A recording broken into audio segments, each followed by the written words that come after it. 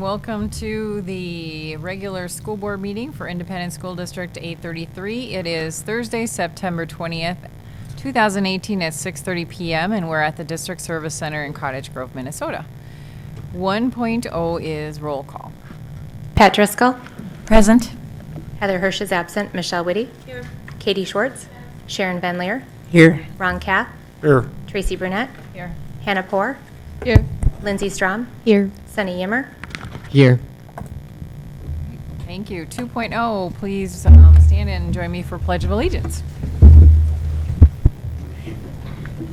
Allegiance to the flag of the United States of America and to the republic for which it stands, one nation, under God, indivisible, with liberty and justice for all.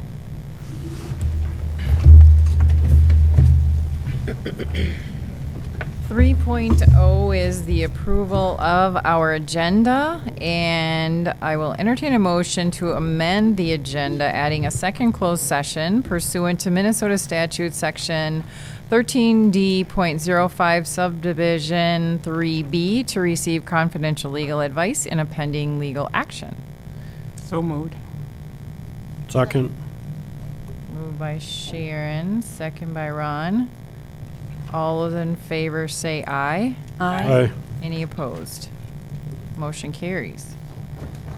4.0 are our district highlights, and Mike Johnson, Assistant Superintendent, will join us. Good evening, Chair Brunette, board members, Dr. Jacobus, and student representatives. It's my pleasure this evening to introduce our new South Washington Alternative High School principal, Mr. Nick Falde. Nick was hired, or was selected in mid-June after 3 rounds of interviews and from a pool of over 50 candidates. He really impressed the committees with his background, and he'll illustrate that in a little while, but he's really connected very well so far with the staff as well as the other principals at our 3 other high schools. So at this time, I'd like to introduce Mr. Nick Falde. Thanks, Mike. Thanks for having me today. I would have been here at the last meeting, but I had a newborn child being there today. So, yeah, thank you. It's been exciting. So, new job and a new child. Some of my background, I'm coming from South St. Paul. I spent the last about 3.5 years there. I was assistant principal and building lead at the Community Learning Center there, and we did a lot of great things there. I was happy with my time there. Prior to that, I worked in tech integration at Roseville area schools in their curriculum and instruction department. And then before that, I created an online school for Matamidi Public Schools, and I was a work coordinator there for close to a decade. So that's a little bit of my background in education. You'll notice if you go into my office that I actually started my professional career in restaurants. So I took a different route in education. Started out at Marshall Fields in Minneapolis, Minnesota, and that actually got me back to education. So I have a daughter who's newborn. I have a 7-year-old daughter as well, and then I have a lovely wife of 11 years last Saturday. So some of the things, Mike asked me to say some of the things that I have enjoyed since I joined SWAHS. The biggest thing is probably the staff at AHS. They're amazing.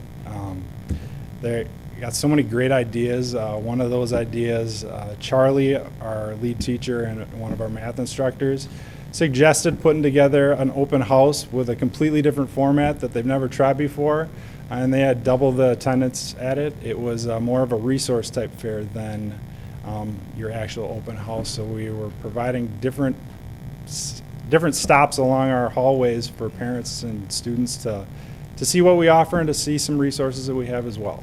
So if there's any questions you guys have, that's a little bit about me. Thank you. Welcome. Thank you very much. Thank you.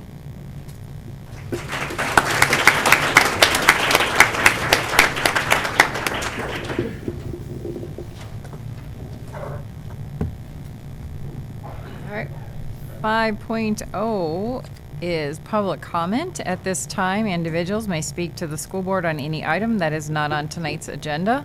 The board will not respond to or discuss your comments, character abuse, or specific complaints identifying staff, students, or task force members will not be permitted. The superintendent may be asked to prepare a response to your concerns. Our policy allows for 3 minutes per person. In the interest of time, when your name is called, if you believe your topic has been addressed and you no longer wish to speak, you may pass on your turn. So we have Angela Sell.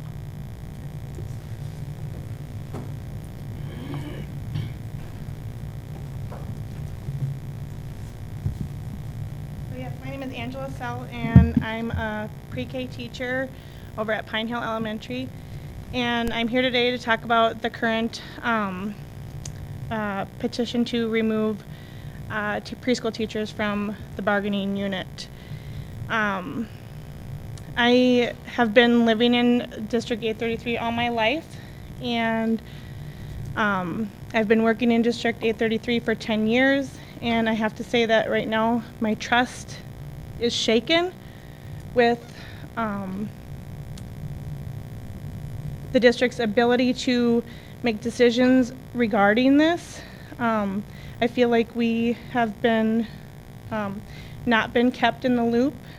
We were told at a meeting on September 7th that the district has filed a petition to remove us from the bargaining unit, but the district filed back on May 31st, and I feel like we were not informed.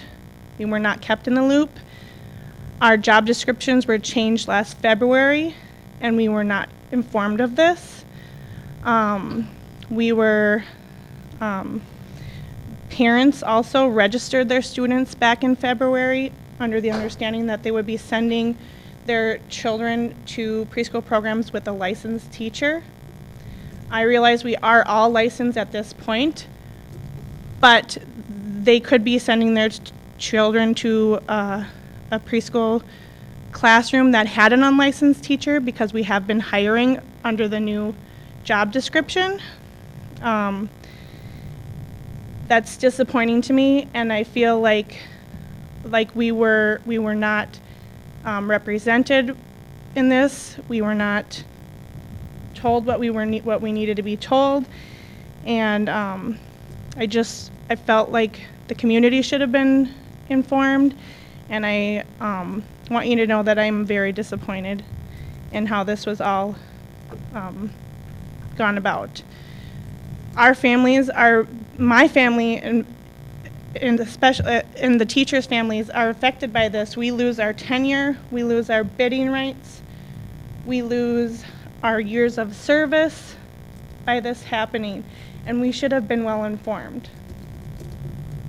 And I am very emotional about it, and I've given 10 years of service, and this is what comes of it. I'm back to nothing. And my kids went to school. I wouldn't have sent them to an unlicensed teacher. I feel a licensed teacher is important.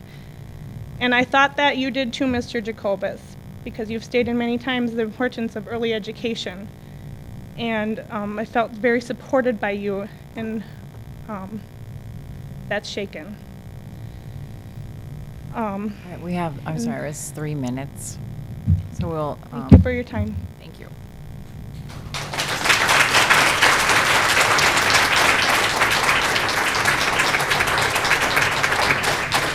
Morgan Kastner.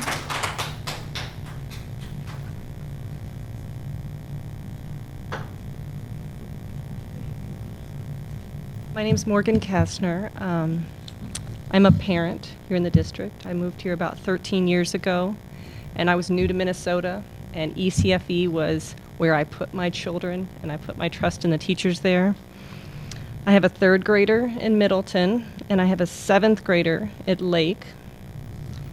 And I'm concerned about the licensure issue because I have 2 school-aged children, but I've always been assured of the quality of care that South Washington County provides.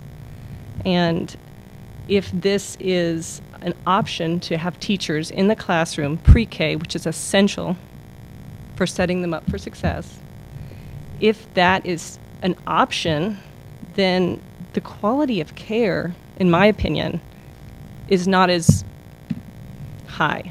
And South Washington County prides itself on the high quality of education for our children. So that's all I have to say, and I hope that you reconsider. Thank you.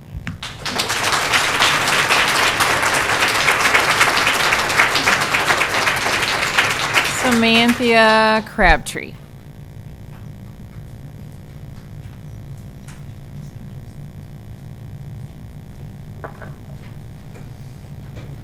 Hello. I'm a parent of a child in the preschool program. I'm a child care provider of past, present, and future children in the preschool program.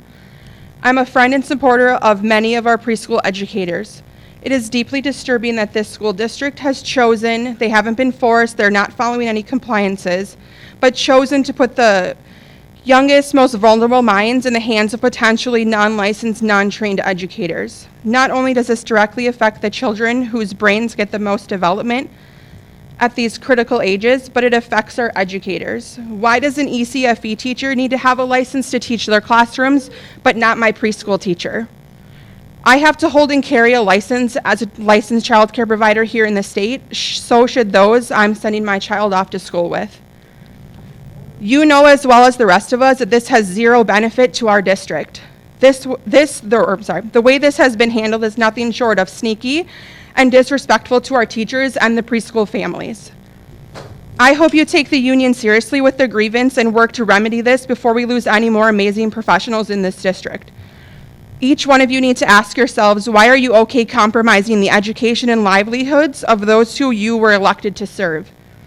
This decision is nothing short of a breach of the faith and trust parents have put in you to make decisions for their children. Are you okay with that? Are you okay failing the children that you serve?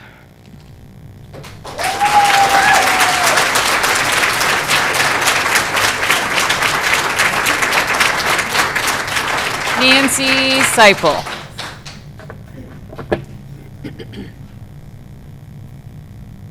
Good evening, Chairperson Burnett, Superintendent Jacobus, and board members. Thank you for allowing me to speak tonight on behalf of the licensed early childhood special education staff. Just weeks ago, on September 6th, we attended a full-day training with all early childhood staff. During this training, we were honored by cabinet members, including Assistant Superintendents Christine Schaefer, Michael Johnson, and Julie Nielsen, the Director of Community Education, Bob Lawrence, the Director of Special Services, Michelle Barris, and Superintendent Keith Jacobus, each of whom spoke to the importance of quality early childhood education, the passion and commitment of our early childhood staff, and the value our early childhood program brings to the district. We were told that the early childhood program is the foundation for early learning in our district. We believe the words that were spoken that day.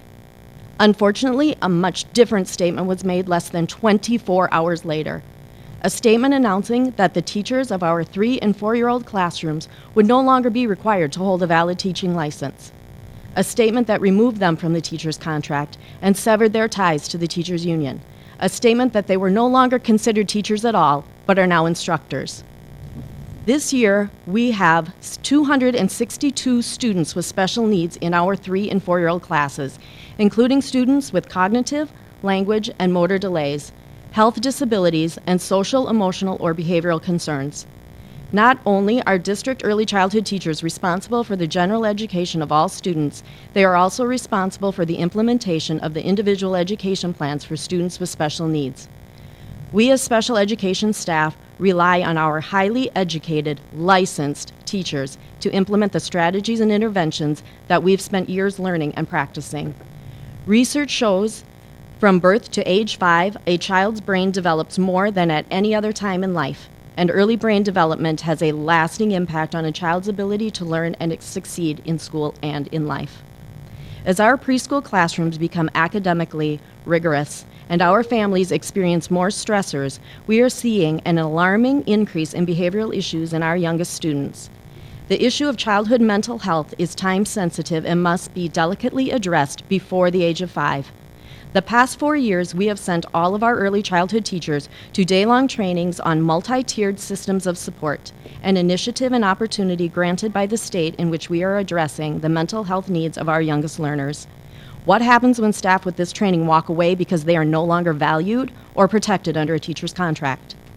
This district needs our preschool teachers. We must acknowledge that what they are required to do on a daily basis meets the definition of a teacher in every way. The caliber of our early childhood teachers in this district is second to none. We ask that you stand behind the words spoken on September 6th. We ask that you value our youngest children. We ask that you value our licensed early childhood teachers. We ask that you reverse the decision that lowers the standards of our district and weakens its foundation.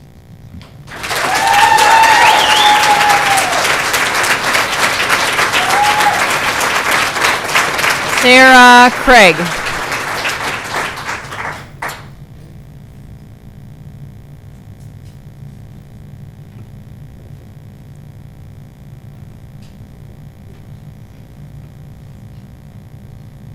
Good evening. My name's Sarah Craig. I'm a pre-K teacher at Bailey Elementary.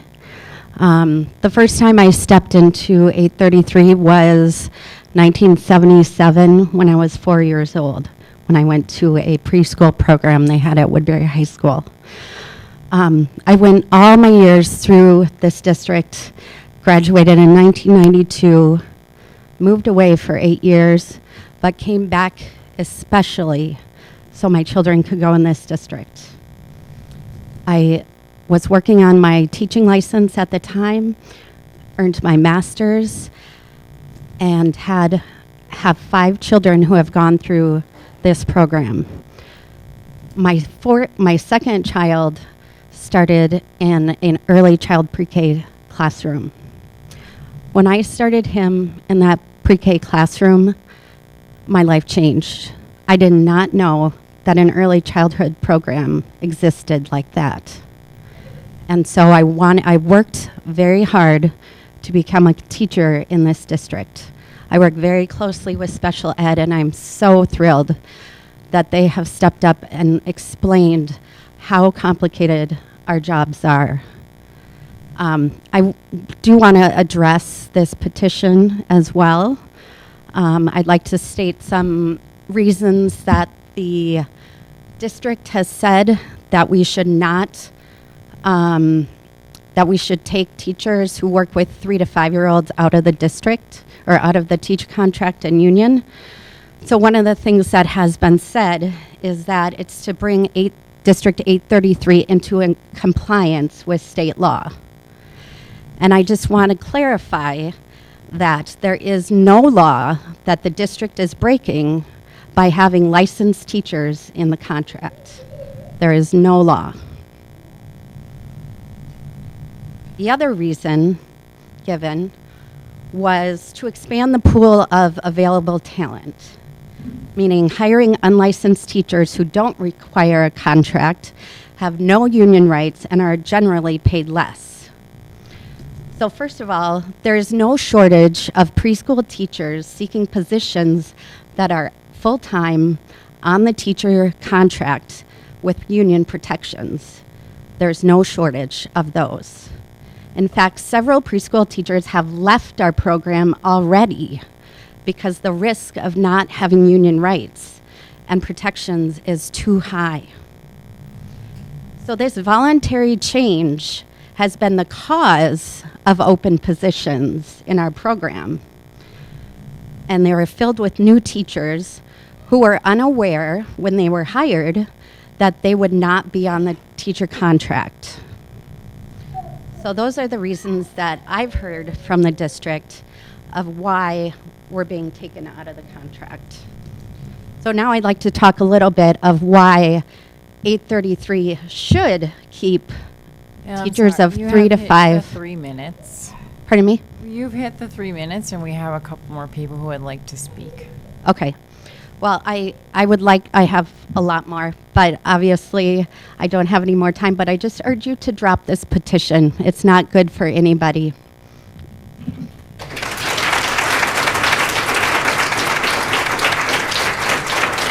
Jenny Holst Vanelli.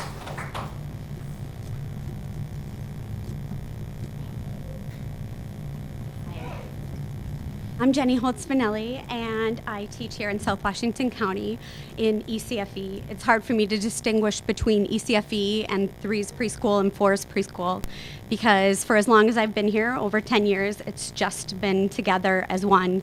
And I've taught in 4's, 3's, and birth to 3 years old. And why I'm here tonight is just to give you a little bit of information about why a license has been important to me in my job and why I think it's important for teachers who are coming up and that we continue having licensed teachers for all of ECFE, all of our district teachers. I know sometimes a preschool room, an ECFE room looks fun. It's colorful, there's toys, there's Play-Doh, there's art, and it's a great time. And for someone without a license and the depth of knowledge that goes with that license, you might look in and just see the toys and the fun. But when you have that license, you have a broad, wide, and deep understanding of development. And when you look in the room and you see Play-Doh at a table in 4 spots with cutters out, you know what a teacher is looking for with those things set out at a table. You know that you're looking to see if a child can roll out Play-Doh and what kind of motor skills they have, because that matters later on for writing. All of the goals and objectives that we set up for the kids in our room they come from this right here. This is the TS Gold, and it's an assessment tool that we use. If you haven't seen it, it has 38 different objectives. 38. We see kids for 2.5 hours, 2 or 3, 4 times a week. This tool is made for kids who are in school all day, 5 days a week. We are responsible for all 38 of these objectives and to understand them. And some of them go into A, manages feelings, B, follows limits and expectations, C, takes care of own needs appropriately. When you hire a licensed teacher, they know what all 38 of these measures mean.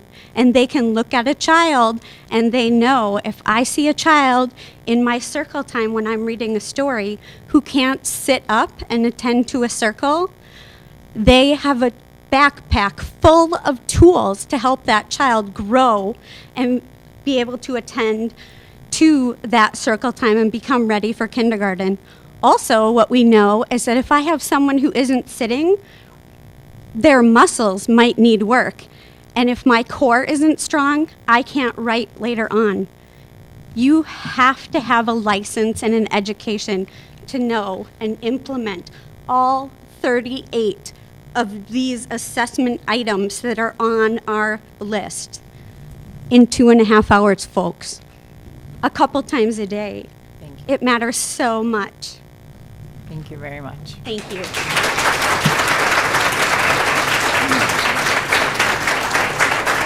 Marty Fridgen.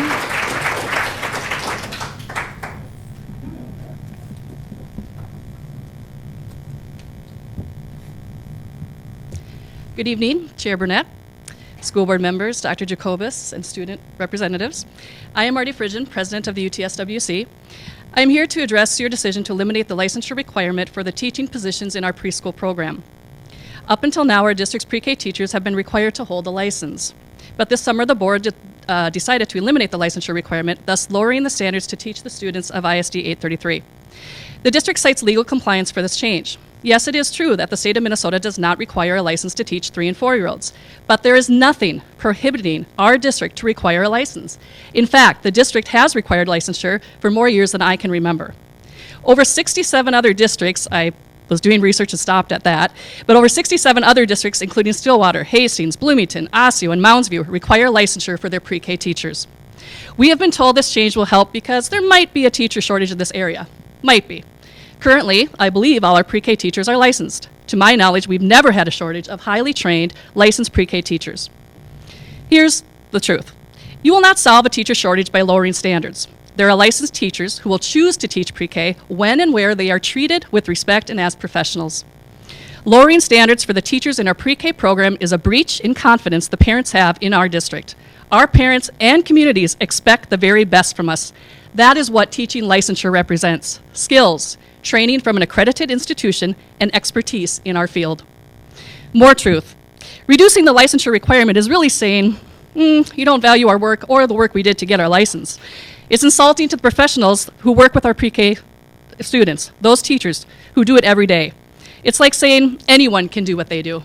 Well, I'll tell you what, I've been in those classrooms. I actually taught music to preschoolers, and they are skilled teachers doing amazing and important work. Finally, I would be remiss if I didn't point out that in taking this action, the district has singled out an all-female teaching program. Removing the licensure requirement takes these women out of the teaching bargaining unit. They will no longer work under a negotiated, collectively bargained contract. Their terms and conditions are now reduced to essentially a one-page work agreement, and they will not have bargaining rights going forward. It reminds me of my mother when she first started teaching in Minnesota in the 1960s. Women educators did the same work as their male colleagues, but their pay and benefits were much less, simply because they were women. Not only that, but they were women teaching at the elementary level, which meant even less in stature and compensation. In fact, people would ask my mom, how many years do you have to work at the elementary level before you can advance to be a high school teacher and earn more money? It was wrong then, it's wrong now, it's disrespectful, and it sets a horrible example for both our female and male students in this district. I ask you now, if you're proud of your license and you have worked hard to get that license, please stand up. I even brought my license. I have 3 of them, actually. I'm licensed in 3 areas. If you believe licensure matters, stand up. And if you believe that this district should continue to require highly trained, licensed teachers for those students, our littlest students, 3s and 4s, stand up, because we all deserve to have licensed teachers in this district. Thank you.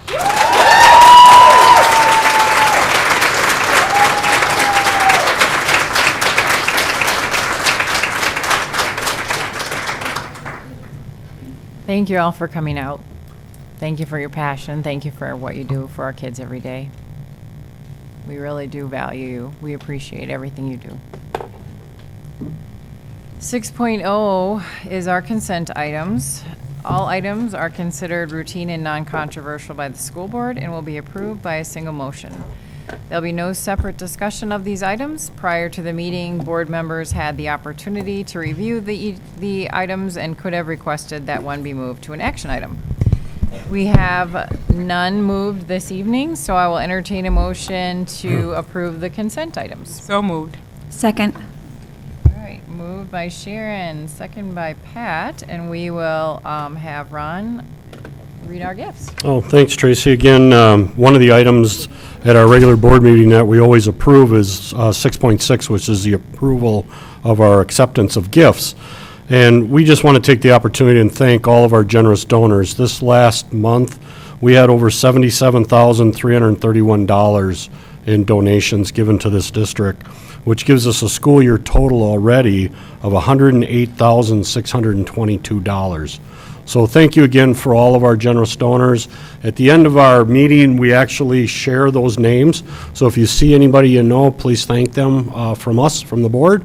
And we also like to take the opportunity and thank all of the hours that are donated to this district too. There's no way to track that, but we know it's an endless number. So we thank everybody for their generosity, both for finances and for time. Thank you, Ron. All those in favor of approving our consent items, say aye. Aye. Any opposed? Motion carries. 7.0 are workshop items that will be on our agenda October 4th. 8.0 information items. 8.1 is accountability update with our Director of Professional Development and Accountability, Brian Boothe. Good evening, Chair Burnett, school board members, Dr. Jacobus, student board reps. My name is Brian Boothe. I'm the Director of Professional Development and Accountability. I'm here this evening to present information related to assessment and accountability data. The purpose of the presentation tonight is to highlight district-wide efforts in 4 key areas, primarily to provide the board and the public an update regarding student performance on key assessment data. We're also here to celebrate recent school recognition from the state of Minnesota, and then to update the board on the implementation of ESSA and the rollout of the state's new accountability system, the North Star system. But we'll also begin by discussing how schools use data to impact student achievement. There are 3 main ways our schools utilize student achievement data. The most important of these is to make instructional decisions. This is when data is closest to the classroom. So teachers, administrators, support staff, related service providers, special education teams use data to discuss class placements, student groups, interventions, and enrichment. Often you'll hear teachers and staff using data in what are called professional learning communities, or PLCs. The foundation of a good PLC is good student data. It's to talk about our impact on student learning. A second use of this data is for instructional goal setting. Most commonly in our district, teachers will set professional learning goals or growth goals with student outcomes associated with it. And then finally, it's also used for a district-wide perspective. And this is perhaps most important for us in the department I work in. Data is used for school improvement planning. Today I'll be sharing data from the Minnesota Comprehensive Assessments, and I'll also share data from an internal student survey. Both of these data points are used by our schools to set school-wide goals that impact student achievement or climate and culture. To fully see our strategic plan in action, you have to look at our school improvement process, our continuous improvement process, so you can connect our goals of personalization and climate and culture. I apologize, the graphic isn't particularly beautiful, but it is a throwback to the continuous improvement model that's been used in this district for many years. We utilize a model called Plan, Do, Study, Act. Schools and departments, teachers and administrators across our system set SMART goals. These are things that they want to achieve, along with action steps that they're going to do to achieve them. They then implement the action steps, monitor that implementation, and analyze their impact. This requires rich data, commitment to goals and actions, and reflection. This model also reflects the goals of the Research Evaluation and Assessment Department. The Research Evaluation Department, the Research Evaluation and Assessment Department, or REA, which I'm here to represent tonight, is comprised of many people in our system, a lot of teacher leaders, but in particular 6 key members. Gretchen Chilcott is our assessment coordinator. She is the senior-most assessment coordinator in the state of Minnesota and worthy of recognition for her contributions to District 833. She's respected among her colleagues at a state level and is directly connected to the Minnesota Department of Education. Michelle Grunner, Chuck Paulson, and Tom Ross serve as student achievement specialists at an elementary level. They partner with principals and teachers at various sites to help with assessments and student achievement. James McGee is an instructional coach. He is a partner with various schools as we continue to implement standards-based grading. And then finally, Peggy Joswack is our office coordinator. She helps assist with a variety of tasks to ensure our department runs effectively and efficiently. Okay, now on to the data. The data I'm going to cover this evening is from the Spring Minnesota Comprehensive Assessment, or MCAs. This is for students in grades 3 through 8, and then in 10th grade for reading, and 11th grade in math, and then once in high school in science as well. As a side note, parents should be receiving or have received their individual Minnesota Comprehensive Assessment results for their students by fall conferences. I know my daughter just got her report in her folder the other day. I'll also be sharing information about the North Star system, and then we'll finish with climate and culture survey data. So there's a lot of data points, and if at any moment you have a question or want to dig into something a little bit deeper, just let me know, because there is much to go through. MCA reading is first. As a district, we increased our overall proficiency by a small margin, 0.2%, to land at 69.8%. On the MCAs, students receive one of 4 scores. They receive either an exceeds proficiency, meets proficiency, partial proficiency, or does not meet proficiency. This means that 69.8% of our students taking the test scored either meets or exceeds in MCA reading. The state of Minnesota saw a slight decrease to 59.8%. As you can see, we've hovered right around the 70% mark as a district for the past few years, as the state has hovered right around 60%. Not significant changes. This slide is where we start to break down by grade levels. This slide shows how we've performed at the elementary level over the past 3 years. When looking at elementary reading in particular, it's important to look at 3 through 5 together. The reason why is because the benchmarks taught at this level spiral together. They build off of one another. And so really 5th grade is the culmination of 3 years worth of work. So to see that 76.4% of all 5th grade students walk out of our elementary school at or above expectations is a source of pride in District 833. So you can see just it kind of continuously grows as they go through our elementary program. When we look at the middle school and then high school performance, again, we would look at the middle school grade band together, with 8th grade acting as the culminating moment for 3 years worth of benchmarks. 69.5% of 8th grade students departed middle school at or above expectation. And then 75.1% of our high school students met or exceeded. You'll note the increase over the last couple of years at the high school level. There are maybe a lot of theories as to why that's increased. Typically, the ACT is our primary motivator at the high school level. Recently, MDE has adopted a policy that if a student achieves a certain score on the high school MCA, then they can't be required to take a remedial course if they attend a MINSCU school. And so I think maybe that's contributing a little bit because kids see an opportunity that if they achieve at a certain level, so maybe their motivation is a little bit higher. It's one theory as to why that score has gone up. When we compare ourselves to, I'll go back one slide. Our overall reading proficiency ranks 3rd when looking at our comparison school districts. We've hovered between 3rd and 5th for the past few years. The school districts we compare ourselves to are ones that we're similar to in overall student size, demographics, or geography.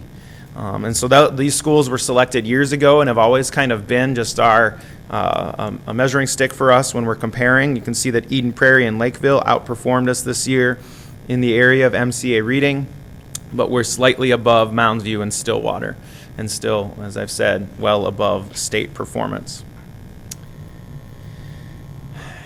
Any questions on MCA reading before I move on to math? Flying through. All right, moving to mathematics, we've maintained our overall proficiency this year at 67.2%. The state saw a slight decrease of 1.6%. 2 years ago, we saw, I guess, what we would classify as a significant drop, going from 69% down to 67.2%, but the state has seen consistent declines over the last couple of years. There's been a lot of conversation about math, MCA math in particular.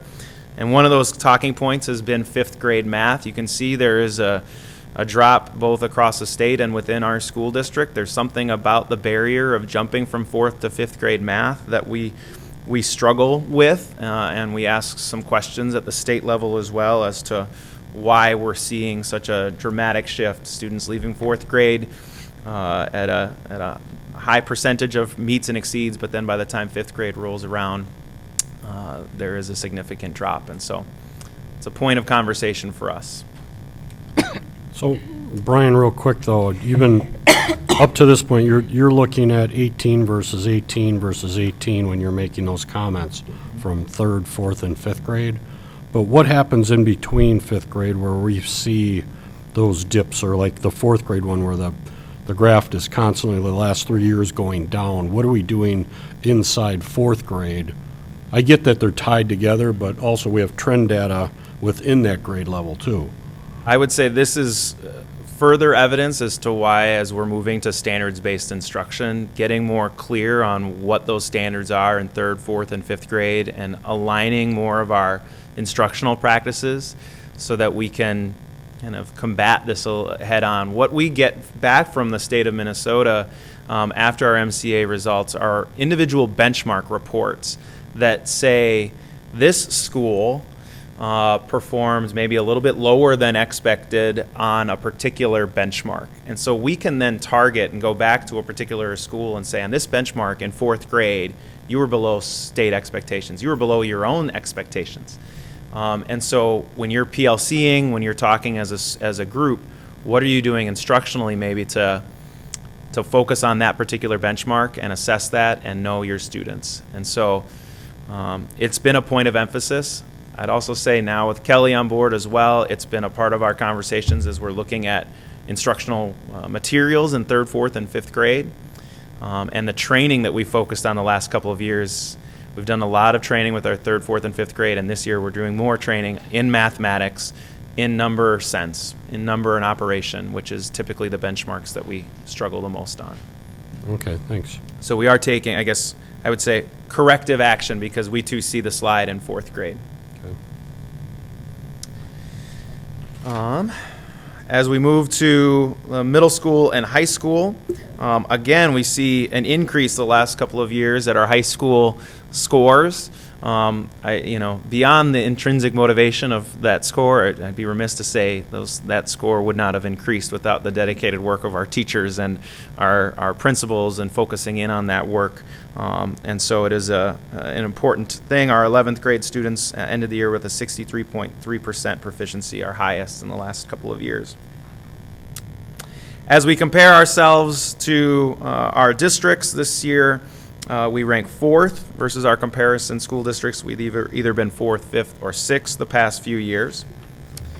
What's worth noting here, and I think this is an important point, is that every comparison school district saw a decrease in overall proficiency while we maintained ours. It's not worth celebrating because we don't want to view other districts' efforts through that lens. We're not going to celebrate other people maybe not performing as well, but it's worth noting because we can look internally to see what are some of the strengths that we have that maybe have helped us maintain that overall proficiency, and is that something we can build off of. As we move to MCA Science, we saw an overall decrease of 3.3% from last year. As the state saw a decrease of 2.2%, we still score well above the state average, including 14.7% above the state average at the high school level. So again, we followed the state trends. The state has also been decreasing over the past few years in science. Again, worth noting, and certainly something that we're concerned about. As we break down the grade bands, MCA Science is given in 5th grade, 8th grade, and once in high school after a student has taken high school biology. And across the board, we saw grade level decreases, as did the state. However, we still rank 2nd in versus our comparison school districts, and this is the 3rd straight year we've ranked 2nd. We're so close to getting to that 1st place mark. Dan's favorite district, Rave, Rosemont, Apple Valley, Egan, continues to outpace us slightly. We'd almost caught up to them the year before. But once again, you'll notice every district on this chart, including us, saw an overall decrease in their proficiency. And so lots of questions across the state as to why things like that happen. And certainly we've taken notice as a department and as leaders in the system. Okay, so far we've been talking about proficiency. Now I want to shift gears and spend a little bit of time talking about achievement gaps within District 833. With the implementation of ESSA, the state of Minnesota has set new targets and provided new guidance on how to measure achievement gaps. The new statewide goal is that all student groups would achieve 85% proficiency by the year 2025. In the past, we would typically measure achievement gaps by comparing two student groups. For example, the achievement gap in EL for EL students would have been when you compare EL students to non-EL students. we've now shifted the way we're calculating our achievement gaps. Instead, now we measure the achievement gap by comparing current performance to our 2025 goal. So we're comparing where are we at right now to 85%. While we outperform the state in all areas, we still have some major shifts ahead that we need to make in our student group performance. Our largest gaps across the board are in EL and special education. So when we break down, this is MCA reading. When we break down the achievement gap for our student groups, you'll notice that what this chart is showing at the top is the 85% bar that we are now aiming for by the year 2025. The middle part is how we're performing, and then the bottom part of the chart is the state of Minnesota. For example, for our Black African American student group, we saw 52.1% proficiency this year on the MCA reading. That's approximately 19% above the state, but 33% below our 2025 goal. So we would say the achievement gap is at 33%. So that's how we're reading these charts. Here are some of our other student groups. For our American Indian Alaska Native population, we saw a significant increase this year, increasing by 12%. It's worth noting that we can only publicly report student groups that have more than 20 students. So there are other student groups that are not on this report, but we can't publicly discuss them because the student population is too small. As we continue with MCA reading, we look at the achievement gap for male, female, EL, special ed, and free and reduced price lunch. We saw a slight decrease in performance for our free and reduced price lunch student group. And as mentioned before, our largest achievement gaps, as is the state, is in English language learners and our special education students. Can I ask a quick question? Yes. Yeah, so the 2025 goal, to me, I mean, it looks higher than even our average, all our average students are doing. So I guess, can you talk a little bit about that? So the state of Minnesota has actually set an overall proficiency goal of 2025 of 90%, with no student group below 85%. And so we have a lot of work to go through over the next 7 years as we aim to achieve that goal. And I think the Department of Ed has set lofty goals because, quite frankly, every student can and should have that opportunity to learn. And so it's a difficult target to hit, but that's what we're going for. So when I look at the achievement gap, I guess my question is, we're measuring our students of color gap against not even, I mean, we have a gap in just in all our students then. Yes. So yes. It seems, I always thought when we thought of achievement gap, it was a difference between our students of color, free and reduced lunch, and what the average was, not versus against the goal of the state. Yeah, and that's where we're trying to get away from, is that we don't want it to be a comparison anymore, that all students should have that opportunity and we should be setting a lofty goal for all students. And so instead of comparing two demographic groups together, now we're saying, what is the overall end goal? We want all of our student groups at 85%, so that's where we're going to measure. So all of our students really have an achievement gap. Yes. So compared to where we should be in 2025. Where we want to be in 2025. Yes. Right now, all of our students, all of our schools, yes. Okay. So I'm just wondering, is the concept of an achievement gap, are we talking, is that as a descriptor, and I don't know, just in terms of how we think about it? I think it's more of just how we're thinking about it and making sure it's a priority, that when we can look and say we've got a 55% achievement gap for a student group that requires urgent action. Okay. And so what we will oftentimes do is try to set year-by-year goals that are achievable. You don't want to, we're not going to close that gap next year. But can we decrease that gap by 8% next year? Those are the types of questions that our schools grapple with when they're setting achievement goals, is that they'll kind of map out, here's where we're at, and if we do 8% each year and slowly build up. But for us, as we're sharing this information for the first time, I wanted it to be pretty glaring that we've got a lot of work to do over the next 7 years to try to close gaps across the board.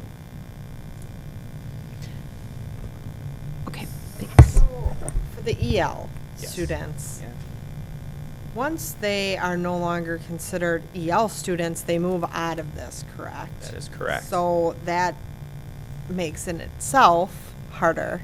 Yes. Are they, when they're taking these tests, are they taking them in English? They are. There Okay. are translated word lists as well that allow us to then have certain words and phrases translated. And I know, and Keith and I have talked about this at a variety of times as well, of the fear of some cultural bias within those tests. And MDE, we have to hope and trust that they're doing their best to make sure that the language within the test doesn't allow for cultural biases that might preclude a student from performing well on that test. But at the end of the day, it is a reading achievement test in English, and so It just seems almost like it's set up to fail, because once they're proficient enough in English, they're no longer considered, obviously, an EL student, and those are the ones that then are proficient enough to succeed at the test. I mean, I guess I don't know how to respond to that. No, it's like, yeah. it seems, and the special ed students, are they taking, is that the adapted? No, so now this is, in particular, this is the Minnesota Comprehensive Assessment. So this isn't including any student who's taking MTAS, which is for students that are severely cognitively delayed. And so there is a separate test for students that, wouldn't Yep. be able to maybe handle. Well, yeah, my son takes that, that's Sure. why I was wondering what. Yep. But we're saying, and the state of Minnesota is saying, regardless, if a student is taking the MCAs, they should have the skill sets in place that they should be able to master grade level content. And so it's an ambitious goal, but one that we have to work with. We shouldn't lower expectations for students. And No, I was Yeah. just wondering which test, so it's Yep, just the this- students that actually are considered special education, but take just Yes. the MCA test, not. This data that you're looking at. Okay. We do also get reports for information that is about the MTAS, which is a separate Okay. test. But your comment on the EL, that is, kids, they're out of it as soon as they start to reach that, so it's hard to close. We'll never get to 100% because kids exit out. And then we measure too how they're doing on English, but it's the nuance of words. Mechanically, they may understand. And I don't know that we have I've used this example with Brian, but I don't know that we have a question about hot dish. But a hot dish means literally something, but we think of it as a casserole. So a student could know to read the word and understand what a hot dish is, but not understand that nuance. That's where the state looks at, is there a bias there without us understanding it? Because it might be common to us. And so that the EL is, along with all the closing those gaps to that level, it's a tough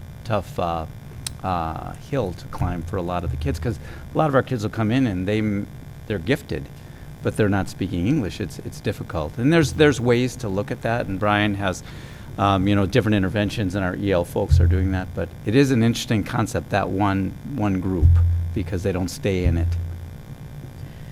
So can I? Yeah. So I guess, is there somewhere in the nation that children are achieving at 85, 90%? I mean, I'm really struck by kind of this constant sense of, like year after year after year, not our goals, but the state goals of being so out there, where there's this kind of feeling that you're never, I'm kind of like, where are these coming from? If everybody seems to be, the entire state seems to be, yet we seem to have really high achieving kids, and I'm struggling with this whole concept. Yeah, I guess I haven't gone back to MD and asked where the 85% number came from. I think as a part of their commitment to equity, I think they've tried to say that if we have high standards for one, we should have high standards for all, and I think that's the ambitious goal behind it.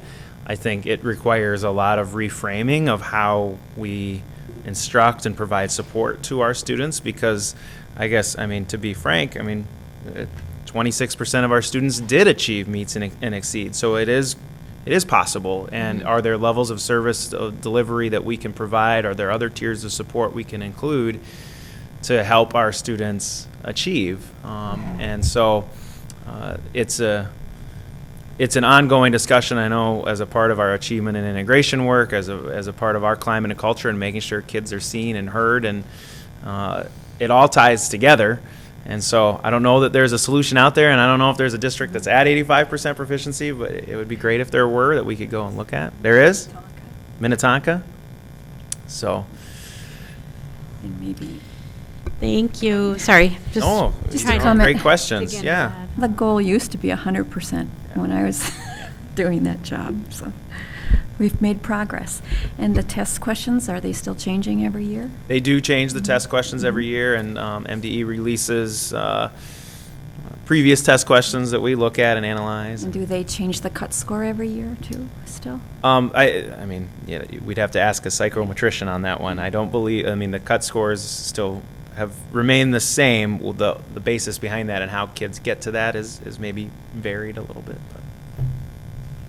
So it's just a test that tests just the measure on the standard. It's not really good for finding out if your student is achieving, you know, I mean, it's just, because it changes all the time. It's not really standardized, you know. And what's an important, and when we get to it, there's additional assessment data that I'll share with you that maybe can show some of the successes we are having within our EL program that is above the state and shows that we are making progress. So right now we're talking proficiency. There's a whole other side to this, and Michelle, you brought this up, of growth. And so how are we measuring growth? Yes, so we're getting there. We're getting there. So now we're looking at our mathematics achievement gaps. Again, we saw slight gains in our Hispanic Latino student group, but we saw slight decreases in proficiency for Asian and for our Black African American student groups in mathematics. There was a large increase again for our American Indian, Alaska Native students, but a slight decrease for students identified as 2 or more races. It's important to remember that we recently transitioned to the 7 federal designations of student groups, and these are self-identified as students are registered within our district. And then finally, our largest gaps, again in math, are in EL and special education. And so just to kind of summarize all of this, with our equity work, climate and culture work, these numbers are an important touchstone for us as a school district to see if we're making progress towards those 2025 goals. Okay, so now we're moving on to North Star. There is a lot of information in here, and I appreciate your questions, and please just let me know if you have additional follow-up questions as we continue through. With the implementation of a new accountability system within ESSA called the North Star system, which was presented at a previous board meeting, we have new indicators to identify schools for excellence and to prioritize statewide resources for support. The 5 indicators are academic achievement, which we've been talking about, academic progress, or growth, progress towards English language proficiency, graduation rates, and then consistent attendance. Based on these indicators, we've got some positive news to report. We had 14 schools that were recognized for excellence by the state of Minnesota, and 1 or more of these indicators compared to other schools across the state. This means that they performed in the top 5% of schools in these areas, and we're excited to share that Armstrong, Bailey, Cottage Grove Elementary, Cottage Grove Middle, Gray Cloud, Hillside, Lake, Liberty Ridge, Middleton, Newport, Red Rock, Royal Oaks, Valley Crossing, and Woodbury Middle were identified by the state of Minnesota for excellence, and so congrats to those schools. Additionally, there were 3 schools that were identified for various levels of support based on these same indicators. Crestview Elementary, which under the previous rating system was deemed a focus school or the highest need of support, was identified for targeted support, kind of the middle tier, if you will, which means they're offered extra professional development support.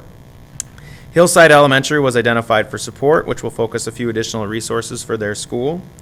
And the South Washington Alternative High School was identified for comprehensive support because of their 4-year graduation rate. This means the South Wash Alternative High School will work directly with the regional centers of excellence for the next 3 years to increase their 4-year graduation rate.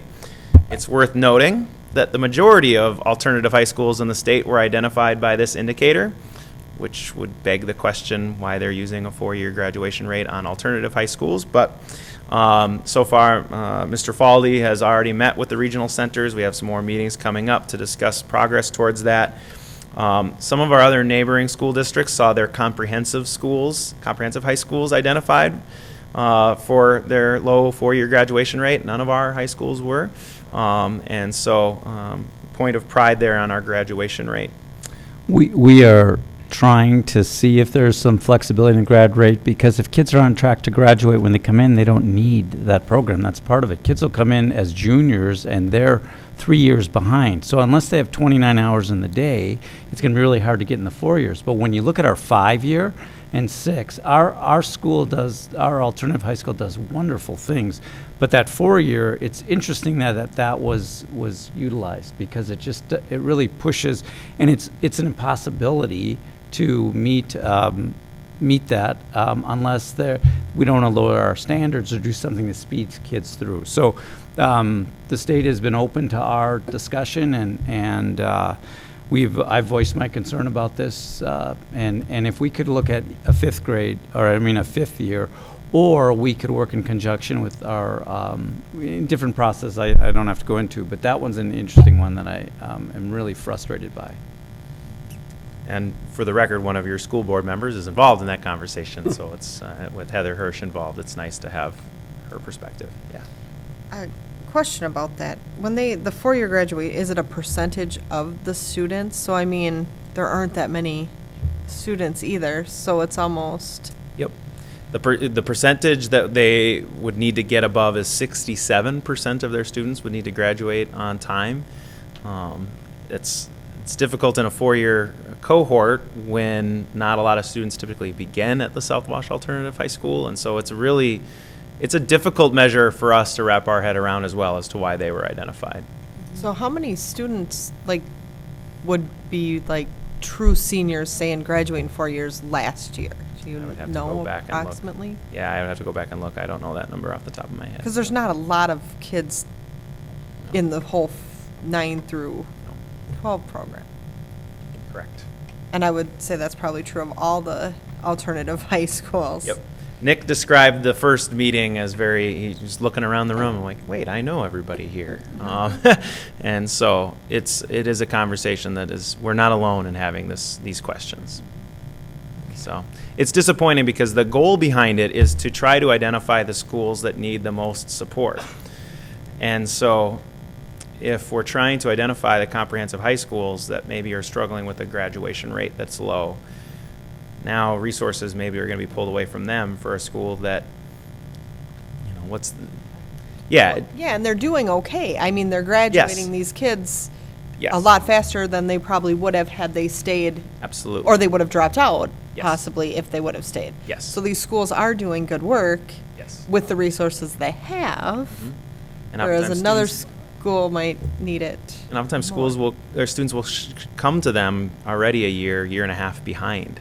Right. So it is a frustration that Keith has shared with the Minnesota Department of Ed, and we will continue. But having said that, we will work with the regional centers of excellence, and there's always ways for us to improve, and we are excited that Nick is on board and ready to work with his team to improve the graduation rate there. And they're great folks who have come out and talked to us, and that's wonderful. But we want to make sure with our 6,000 high school students that we make sure the kids who are really at the highest need to get a diploma at some point, we accept them and bring them in. So we're always going to take kids that are way behind first and make sure that we can put them into a situation where they receive that diploma, because without a high school diploma today, really the doors that are closed, it's not only that idea of the pipeway or pipeline to prison, it's really a pipeline to poverty that you never get out of. So I think I'm really proud of our alternative high school and the work they do. And however this works out, we'll continue to do everything we can to help every kid that comes through the door. So as we go through the indicators, I wanted just to give kind of an overview of this. We've already spent a lot of time talking about math and reading achievement through the MCAs, and we've gone over these numbers, but we continue to outperform the state. One of the other indicators was progress towards English language proficiency. So this is where we get a different target for our EL students. What this means is that 74.5% of our EL students reached their growth target on the Access 2.0 test. EL students take the Access test to measure English proficiency in speaking, listening, reading, and writing. They're given a target score based on their current achievement, and then they're measured the subsequent year, did they reach their goal? And so 3 out of every 4 of our EL students met their growth target, and that's above the state average of 67%. And so that's exciting that while maybe they're not achieving a proficiency on the exam, they're showing growth on their Access scores. To continue with the idea of growth, this is a chart that's showing how we're doing in terms of math growth. And so as our students grow from one year to another on the math MCAs, we measure if a student increases from one level of proficiency to another. And so as a district, 14.4% of our students increase at least one level from the previous year, meaning they went from does not meet to partially meets, or partially meets to meets. 58.5% maintained their current level, and 27.1% of our students either decreased a level or remained at does not meet. This gets to that heart of the proficiency versus growth. This chart shows our reading growth. We had 19.4% of our students grow at least one level, 53.6% maintain their current level, and 27% decrease or stay at does not meet. And you can see how we compare to the state of Minnesota on those. We've talked at length about the graduation rate. The 4-year graduation rate, the last one we have available to us was the class of 2017. We'll get the class of 2018 in February. That's when the information is typically published. But our 4-year graduation rate for the class of 2017 was 92.4%. And it's worth noting that the state had set a goal of 90% by the year 2020. So we've already reached our 2020 goal. And so now it is to continue to improve.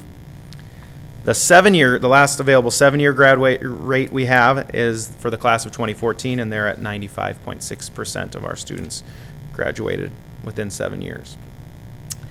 And then the final indicator is the consistent attendance one, and this is measuring the percent of students who demonstrate consistent attendance. This is calculated by identifying students who are chronically absent, which means they're absent more than 10% of the time enrolled in the district. So if a student is enrolled all year and they miss 16 or more days, they are considered chronically absent. I don't know why I looked at the students at that time. You guys haven't missed that many days of school, have you? No? Okay, I hope not. If you've missed that much time, then you would be a part of the percentage that is chronically absent. So 90.5% of our students demonstrated consistent attendance, which is almost 5% above the state. This is a new indicator for us. We're interested to see the ramifications of it because I think it can go both sides. I think there are families that are going to maybe take extended vacations that a student might get close to that number. And so we've got to be careful as a calendar committee as well to watch for those things. Okay. All right, we're getting close. I feel like as we present a student achievement data, and when you look at our district strategic plan, we take the time to say that student voice is just as important as student achievement. And so as we share this data, I wanted to pair that with some of our climate and culture data that we gathered in the spring of 2018. We gave a survey to all of our 4th, 7th, 8th, and 10th graders. The survey was modeled off the Minnesota Student Survey, which is given every 3 years to students in 5th grade, 8th grade, 9th grade, and 11th grade. It was last given in the spring of 2016 and will be given this spring to those students. So we gave this internal survey in an effort to allow us to measure the impact of our strategic plan and our school improvement plans. The questions were based off the Minnesota Student Survey that measure engagement, connections at school, and school safety. The 13 questions that we asked are on our slide. The ones that I really wanted to measure and were a key part of our strategic plan are questions 10 and 11. Question 10 is that at my school, teachers care about students. Question 11, most teachers at my school are interested in me as a person. And I've spoken to you about this before. The difference between those two questions is what's key. So question 10, at my school, teachers care about students. So how do students perceive how teachers feel about students in general? And then the subsequent question is, most teachers at my school are interested in me. And so the difference between how a student answers question 10 to question 11 is rather fascinating, because there's going to be students who say they strongly agree with question 10 and disagree with question 11. So that's why we wanted to measure that one in particular. So I'm going to use question 7 as an example of how we read the data. On the left, you're looking at how our 5th graders in the year 2016 responded to the question, overall adults at my school treat students fairly. Students had 4 options to choose from: strongly agree, agree, disagree, or strongly disagree. The 5th graders in 2016 responded 45% strongly agree, 44% agree, 8% disagree, 3% strongly disagree. The students in 2018 were 4th graders, and they responded 38% strongly agree, 44% agree, 13% disagree, and 5% strongly disagree. So you could compare that way, but an easier or faster way to compare is to try to look at a net rating, where every strongly agree is worth 1, and every agree is worth a 0.5, because a strongly agree is a little bit more stronger, right, than an agree. And what you can do then is calculate an overall net positive rating and a net negative rating. So in 2016, our net positive on this question was 67%. In 2018, our net positive was 60%. You can see how our net negative also went up from 8% to 10.5%. So that's the easy way to look at it. So I wanted to show you that as an example, so that way when I show you questions 10 versus 11, you'll know how we're calculating this. So at the elementary level, in 2016, and for some reason the values aren't showing, that's weird. I have them here. In 2016, it was 79% net positive on question 10, and then 78% in 2018. Virtually no change. It was 3% net negative, 3% net negative. However, on question 11, the values decreased from 60% to 56%. And so our students in 2018, 79% net positive said that teachers care about kids. But then only 60% said they're interested in them as a person. So it begs the question, if our goal is personalization and climate and culture, we should see an impact on that. We should see the scores go up.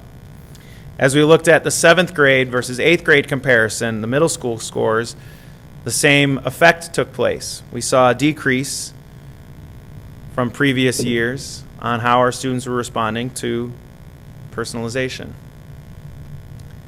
And then at the high school level, we saw the same impact. Now, I don't mean to end on this note of a negative note. Why I wanted us to see this is because it is an important part of our student achievement data, that our students are telling us that they could still be seen more by our adults, by the teachers, by the administration, by us in the district office as well, to make sure that we're hearing student voice, that we can ensure personalization and climate and culture are valued. Do you have any theories on why that happened? Is there a difference in teacher-student ratio? That might play a factor. I mean, I have many theories, but I don't know that we've landed on any of them. They would be my own personal. I think what's important for us is that our schools are taking this data and setting school improvement goals along with it. And so our high schools took this data and said, we're going to implement this, we're going to do this, we're going to do this, so that these scores go up. And they want to see the Minnesota survey results when that comes out this spring. They want to see the scores on these questions increase, because that means their students have said, yes, I noticed that teachers take it. You're shaking your head. Yes. Are you seeing this in your school?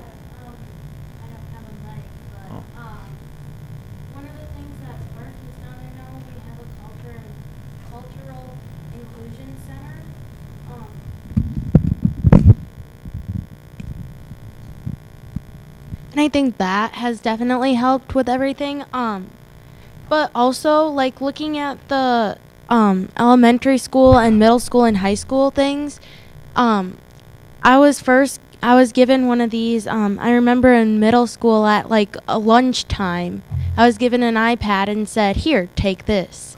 And so I was with all my friends and stuff, and you know, middle schoolers, their brains are not fully developed. They're like, haha, I'm gonna be like, my teacher sucks and everything like that. So I think that is also part of it, because I feel like, at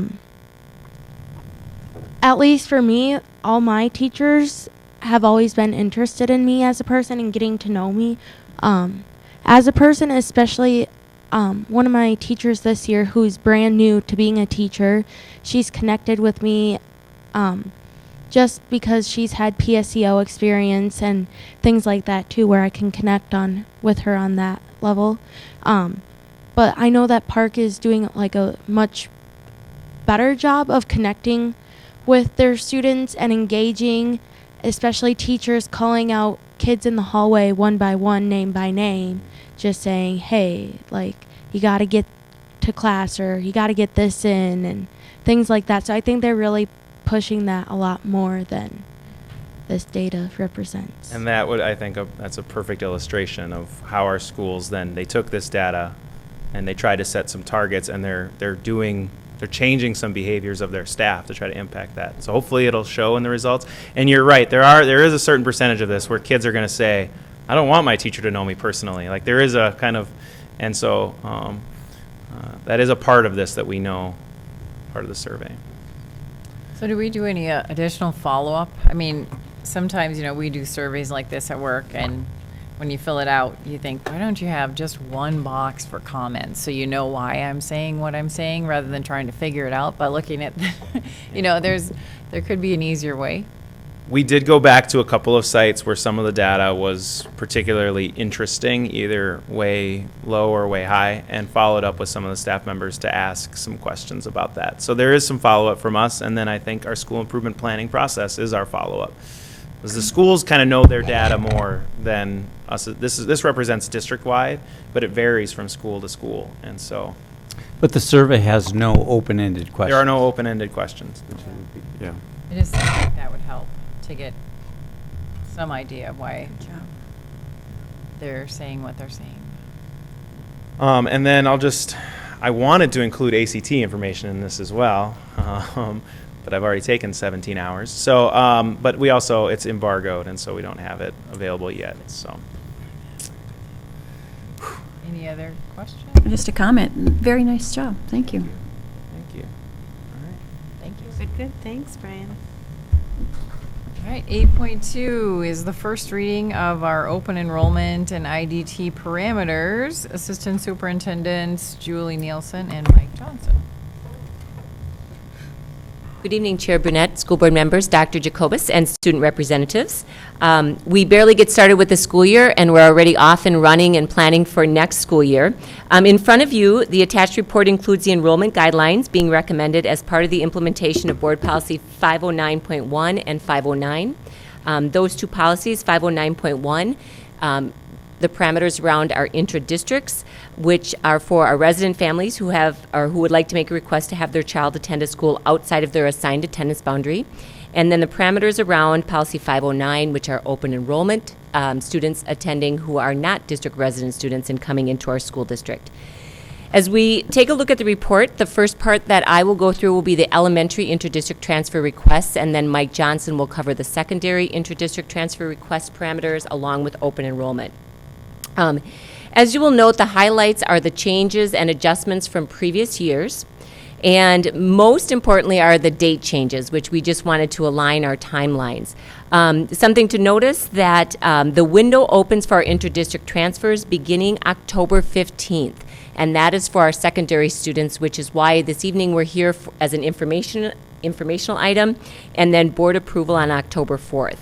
But in the opening paragraph, you can see the timeline as October 15th for secondary students, with the window closing December 1st. And please note in that opening paragraph, when we talk about intra-district transfers, those timelines are for the initial requests. It doesn't mean that we don't accept them after that time, but these are for consideration for the initial intra-district transfer requests. As we look at elementary parameters again, just some highlights. As we look at number 2, our elementary intra-districts are always determined once staffing is complete. We do not add teachers to schools in order to allow students to move into other schools. Again, we make sure, number 3, that we have enough space for attendance boundary students. So if the cap is at 25 in a class level, we make sure that we would not fill that class any further than 21 or 22 students, so allowing enough room in addition to any inter-districts for our own, attendance boundary students.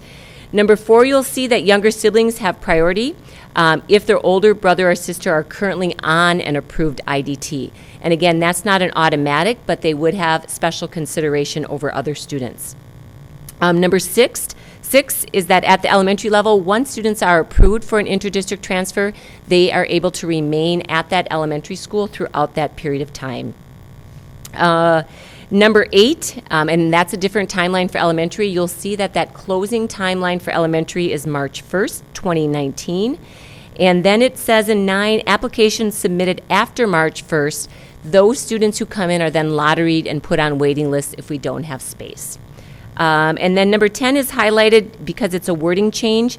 And of course, with our IDTs, parents and families are always responsible for transportation, but we also added in the part about adhering to start and end times.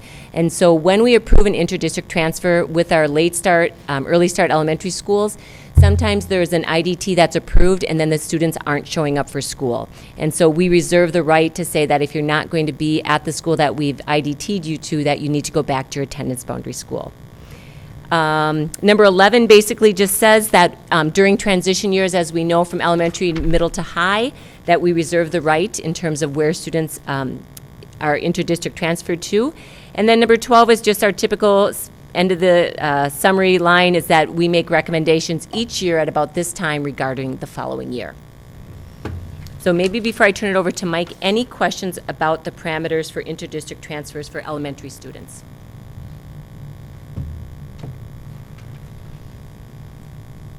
Pretty routine procedure and no significant changes. Thank you, Mike. Thank you. On to the middle school. Numbers 1, 5, 6, 7, and 9 were all previously discussed by Julie. We wanted to keep that consistent. However, I would like to illustrate a little bit the importance of the 2 items Julie mentioned before. With number 3 for the middle schools, we don't add the staff after our IDT process, as she mentioned for the elementary. And then number 8 for the middle schools, families must reapply at those transition times from elementary to mid and mid to high. Moving on to the high school IDT with some changes. With number 1, same as Julie mentioned before. Number 3, there is a bit of a change. We've had this in place since Eastridge opened, according to Tricia Torito. However, we find it unnecessary, and we'd like to be consistent with the other 2 large high schools. Number 5, we eliminated this as after the high school with no more transition. There's not going to be a transition, so we took it out. And then 9, 10, and 11, the same as Julie had mentioned before, with editing on those items. Now regarding open enrollment, and I can take questions afterward on open enrollment and the secondary IDTs. For the open enrollment changes, for number 1, although there are just 5 numbers on there. Number 1 change, we changed the dates, obviously, and we added the phrase about notification for acceptance by February 15th, 2019. And then the second item that we changed, applications submitted after January 15th, you'll be notified within 45 days. We wanted to add that because it matches up to our MDE open enrollment form. That's the reason why we wanted to add that.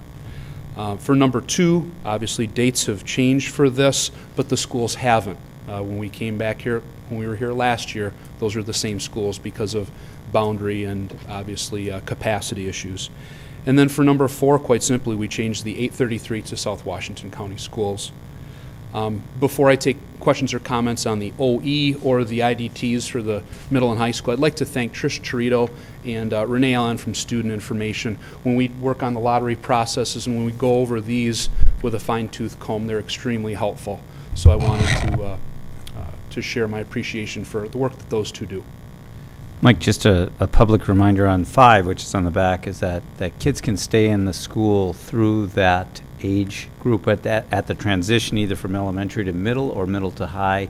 If we can no longer accommodate them in the normal feeder pattern, we have the right to place them in a school that has room.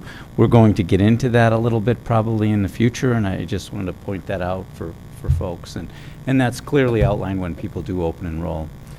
As we had done so this past year with the middle school attendance boundaries with the 5th graders who are now 6th graders who would have been going to Woodbury Mid. They were funneled to either Oltman or Cottage Grove Middle. Those families were notified in October of last year, well in advance, but just like Keith illustrated. Any other questions? I had just a quick one. So in general, so like Valley Crossing, I mean, have we had a lot of movement went from like Valley Crossing days and all our movement there? And it seems just in general I on think IDTs. the enrollment there has certainly leveled off above 600. I think one of the challenges there right now is the single grade, which we will have conversations with Dr. Olson. I'm just talking about what are our next steps, because our single strand right now is getting quite small. Okay. And so, yes, but students who have wanted to go, I believe there may be a couple of students on waiting lists due to no space as far as the staffing goes, but most have been approved. And then like the new Altman, students with the new Altman, if they want to do a transfer or something, that would come up. I mean, no one moves this year, but would be in December? Is that how it works? For the interdistricts. For the interdistricts, yeah. Mm-hmm. And we try to get those open enrolled students moved earlier, because then our counselors start doing the scheduling piece. Mm-hmm. And so that's why that open enrollment timeline is a little bit before the interdistrict. Mm-hmm. Okay, thank you. Anyone else? All right, thank you very much. 9.0 are discussion items. We don't have any this evening. 10.0 are action items. 10.1 is the approval of proposed levy for taxes payable in 2019. And our Director of Finance, Dan Pyan, will join us. Good evening, Chair Brunette, members of the school board, student members, and Superintendent Jacobus. Tonight we will talk about our preliminary levy that we need to get approved before the end of the month, and I'll explain more why we have to do that. I suppose everybody watched the game on Sunday, and it was kind of not satisfying at all, and tie game, whatever. But it reminded me of a story I read the other day. I read the other day, but it was a couple of years ago. Apparently, some Viking fans and Packer fans were going to have an ice fishing contest. So it was like a 2-day affair, 2 or 3 days, and they were up at Mille Lacs. And the first day, the Viking fans caught about 150 fish, and the Packer fans didn't catch any. Day 2, same thing, about 180 fish for the Vikings fans and 0 for the Packers. So one of the Packer guys goes, go put on a purple sweatshirt and go over there and see what they're doing. They must be cheating. And the Packer fan comes back about 4 hours later, and he says, yeah, they're cheating. They're actually drilling holes in the ice.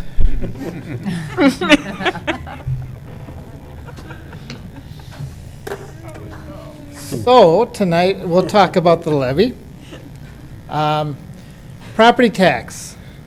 So this is somewhat fascinating to people in government and how revenues are raised. As you know, most of our revenue comes from state aid, but about 25% comes from property tax levies. In a district this size, those numbers can get very high, but it's spread over 100 billions of dollars of property value in our district. Everybody that has taxable property pays property taxes to different tax jurisdictions, So you got to live somewhere. You pay to the county, and you pay to either a city or a township, and then you pay to the school district. And there are some special districts also. Each of these jurisdictions sets their own tax levy, but you would never pay to the city of Woodbury and then to Afton Township. You can only live in one spot. So you're either going to pay a city or a township, and you're always going to pay a school district. And the county takes care of sending the bills and collecting the taxes.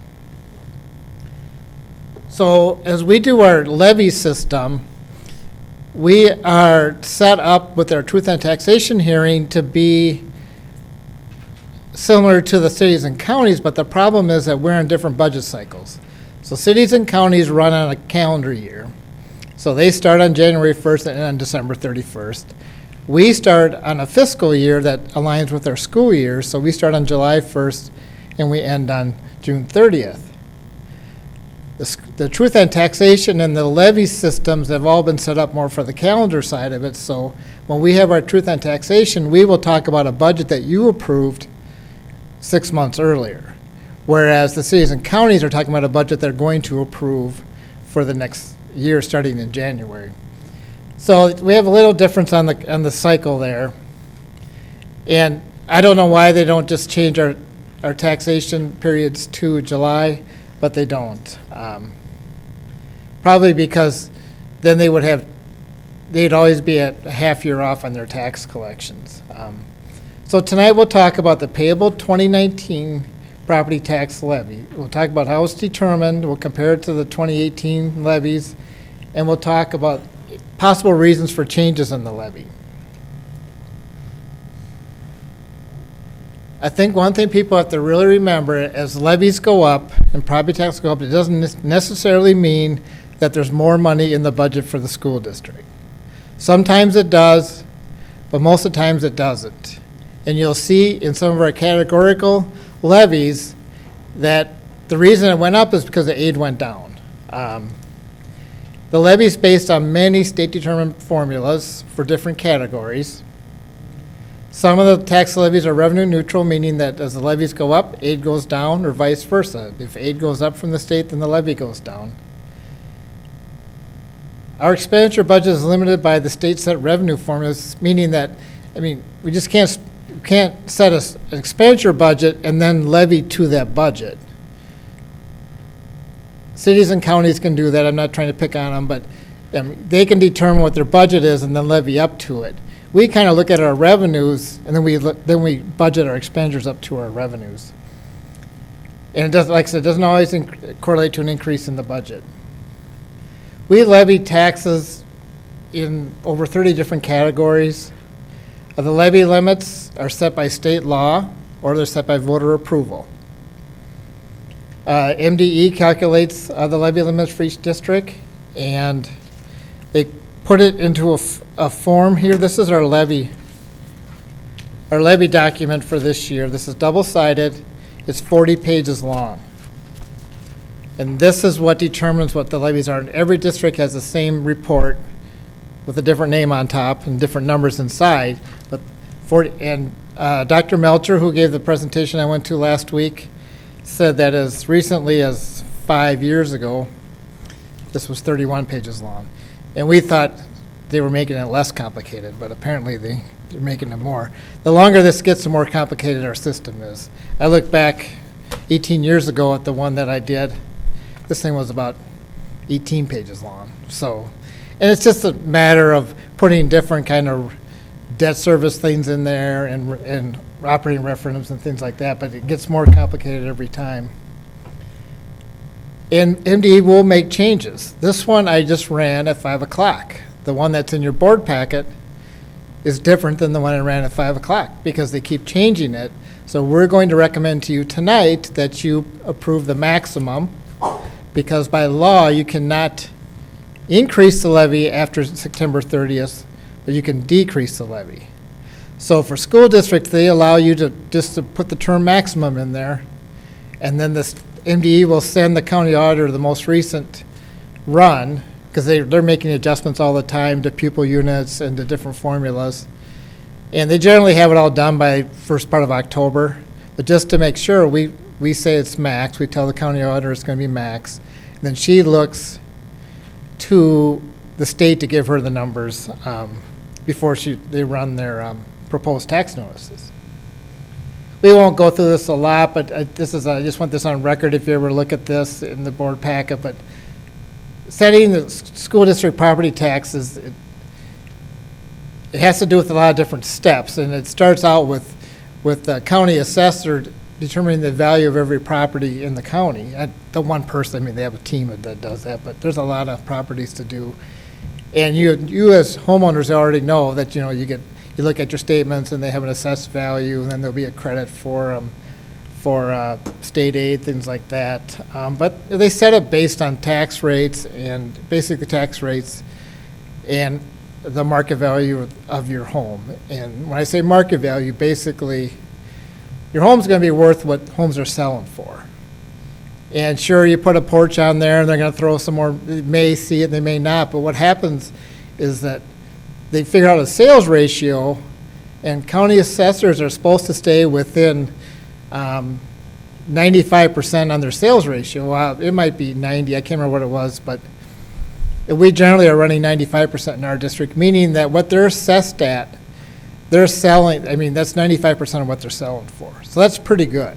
Because generally, you're going to sell your house for a little more than what the value is on your things, but those values are not that far off anymore. And then they'll calculate the tax capacity for each property. The state will send us this and tell us the formulas. And then I'll talk to you, and then you'll adopt a proposed levy. That will get sent out to all the taxpayers, and then you'll adopt a final levy a little late in December. So key dates, September 7th is when the MDE gave us our first run of this thing. Exciting time for business. We just raced to get it and look at every line. We actually went through every line of this at that meeting. There's something like 2,000 lines in there or something like that. And then September 20th, I ask you to approve a proposed levy. In mid-November, the county will mail proposed property tax statements to all property owners. As you remember, last year they were very misleading because they didn't have time to get the new, they didn't have the new referendum on there, and then when they came out, the taxes were much higher than were on there.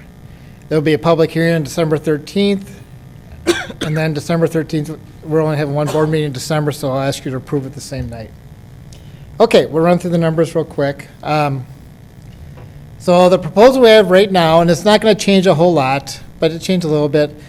This is saying that the total proposed property tax levy is an increase from 2017 of about 7.7%, about $6.3 million. The general fund, about 8%, community education, 20%, although the number may change a little bit, has to do with what we spend in school-age care for disabled students. But that's not a big number. That percentage is a little misleading. And debt service, about 6%. Now, what I like to look at once I see those numbers is what's going on with the market values. And the taxable market value is increasing by 8%. Oops, there's a typo there by me, but the referendum market value will increase by 7.7. Now, the difference between those two is that the referendum revenue is spread, taxes are spread differently than the other taxes are. For instance, on agricultural land, they're only taxed for referendums on 1 acre of land, a house, and a garage. For the rest of the market value, they're taxed on all their acres. But that went up 7%. Our tax capacity went up 8%. And just as a note, new construction went up about 35% in value. So that new construction is built into those other numbers. It's just a highlight to say that new construction went up a lot. So by and large, if we're looking at raising the levy 7% and these market values go up over 7%, we won't have the exact numbers, until the truth taxation meeting, and the state will also, the county will also put some calculators online, but you really shouldn't see a big difference in people's school taxes because whatever increase that we need is covered by the increase in the market value. So it'll be should be spread the same. Now there'll be individual situations, we all know that, because if someone's went up disproportionately, maybe the first time they were taxed, they didn't even have the house built, and now that the house is on there, their valuation might go up a lot. But with this, overall, it looks like the market values went up. If market values would have stayed flat, then you would have seen increases in people's taxes. Just a few of the categories that went up. Voter-approved operating referendum and local optional revenue are basically the same thing. They're just different lineups. So one went up $1 million and one went up $572,000. And the reason for that is purely increase in student enrollment and then an increase in adjusted student enrollment. So, we always put in a little lower for our estimated students into the system so we don't get burned. But every year they make adjustments, and then they see what the real count was, and they'll make an adjustment there. And then on the other side of it, we do have a little increase in student enrollment. And as you know, your operating referendums are the revenue is purely based on a set amount times the enrollment. So that could change all the time. It's not a set amount every year. The Q count program, or ATPPS, that is showing an increase of $1 million. This is the amount that's allowed by law. The board generally reduces this levy before the final. We shall recommend that it be reduced by $330,000, which is a little less of a reduction than we normally ask for. We're asking to increase a little bit more so we can add some more substance to the program in the form of adding instructional coaches at every site. So we're supporting the implementation of evidence-based practices through coaching and continuous improvement. So we'll be asking that instead of levying the $1.8 million that's allowed by the state, that we levy $1.5 million. Operating capital, health and safety both went up a little bit. Operating capital is formula driven. We'll probably see a corresponding reduction in state aid, so that's nothing, but it went up levy wise. Health and safety is gone now, but there was still one more adjustment to be made to our books. It's no longer a standalone program. Lease levy is going up $408,000, and basically we use that to lease instructional space. And we also use it to capitalize leases when we do some building projects. So the addition of the capitalized lease for the Woodbury Middle School has increased that levy. Capital projects is showing an increase of $1.3 million. It's actually, the voters approved $2 million a year, and that's not even a set amount. That's going to change by the tax rate. But it's going up by 1.3 because the year before they had over levied, then they made an adjustment. 2 years ago they over levied, then 2 years ago they made an adjustment. So last year we only levied $800,000. We got our money the year before. Now we're back to a normal levy of $2 million for the technology referendum. So factors can affect individual taxpayers, school taxes, as we talked about, changes in individual property, changes in total value of the whole district, and of course increases or decreases in our levy amounts.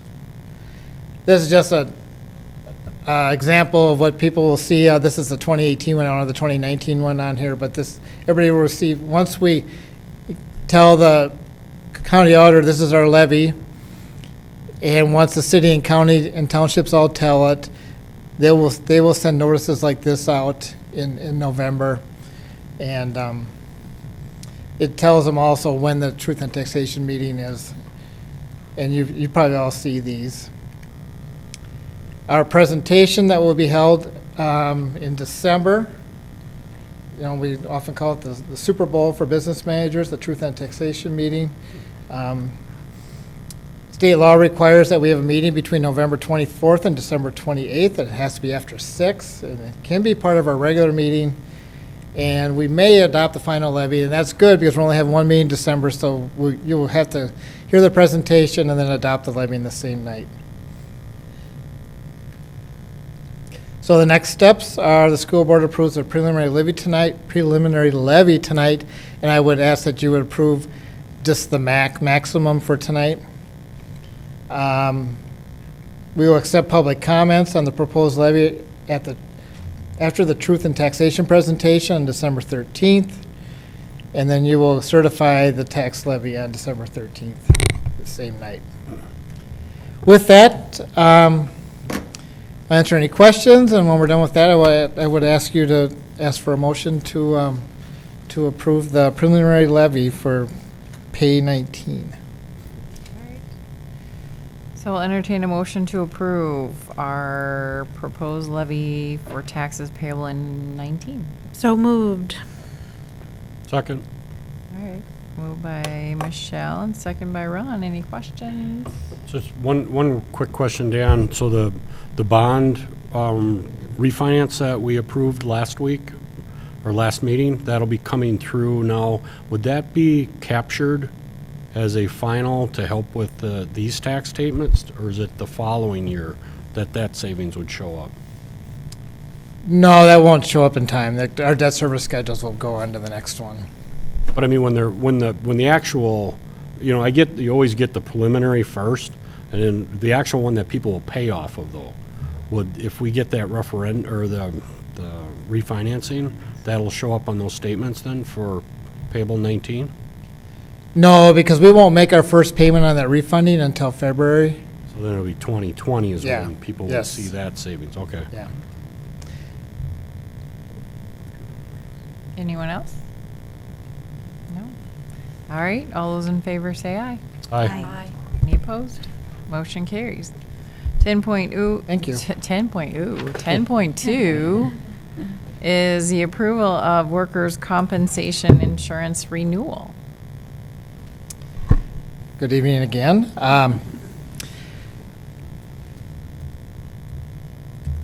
Like our property liability insurance, every year we have to renew our workers' comp insurance. We've been using the same carrier, SFM, since 2010, 2011.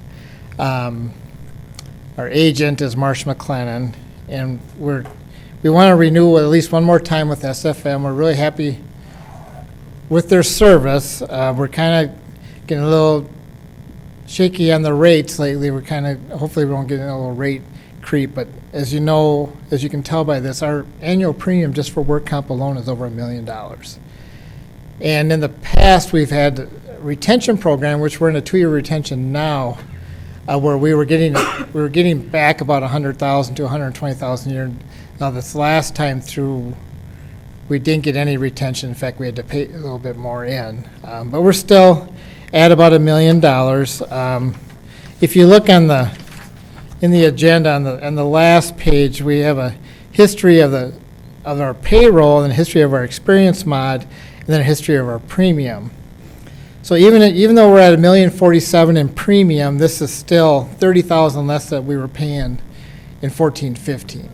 So that's a tribute to the Human Resource Department and to the managers and everybody as we manage the work comp program. And it's more than just fill out our first report of injury and stay home tell you to come back. It has to do with investigating the scene when something happens, find out why it happens so it doesn't happen again. It has to do with if someone is on work comp and they're ready to come back, that we find work for them to do. We don't want people sitting at home just feeling bad that they can't come to work. It has to do with working with our medical providers. And our HR department does a great job of that. Our experience mod has gone up a little bit, back up to 0.95. So in reality, our premiums go up 7%, but our payroll is going up 6%, and our experience mod went up 13%. So it'd be expected that our premium will go up that much, but our goal is to get the experience mod back down, and then we know our payroll will go up, but if we can keep that around $1 million. So we're just asking that you approve it for this 1 year here, and then next year we'll come back, maybe we'll go out for bids, and we'll look at either a 1 or 2 year retention policy period. Any questions? All right, well, entertain a motion to approve. So moved. Second. Moved by Michelle and second by Pat. All those in favor say aye. Aye. Any opposed? Motion carries. Thank you. Thank you. 11.0 reports and comments. 11.1 is our superintendent's report. Thanks. I have a couple updates as we get into the school year. The first one you'll see in our staff updates, but the Cottage Grove Area Chamber of Commerce recently announced that Linnea Gamache, a reading specialist at Cottage Grove Elementary School, as the winner of the 2018 Educator of the Year. Linnea was surprised with the news by representatives from Cottage Grove Chamber of Commerce and South Washington County Schools on Monday, September 17th. Linnea has been a reading specialist at Cottage Grove Elementary for 6 years. Over that time, Cottage Grove Elementary Principal Teresa Bloom-Thole says Linnea has fostered a love of reading for all children and of all abilities.